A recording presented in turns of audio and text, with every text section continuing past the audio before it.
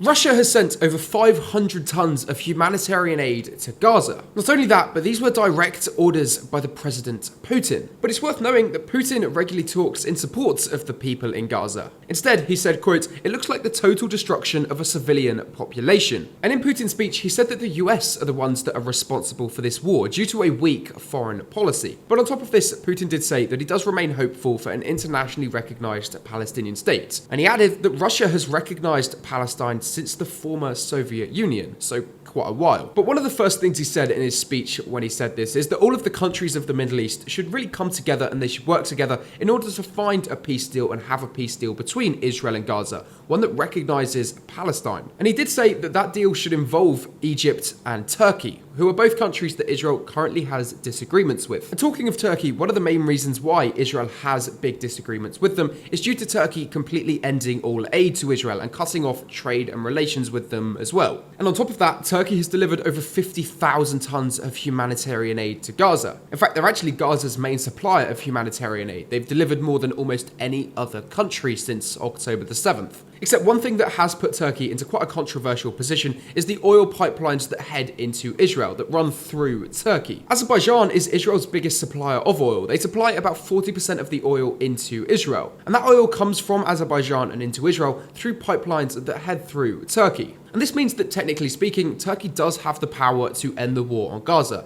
They could just simply cut off these oil pipelines and Israel wouldn't be able to carry out their war anymore. Except the reason why it's controversial is because that could obviously start a larger war. It would, at a minimum, really piss off Israel. And obviously, that just won't end well. But regardless, Turkey and Russia are still huge supporters of Gaza, and they seem to be doing quite a lot to try and get a peace deal sorted. But as usual, you can leave me a follow for some more global news like this.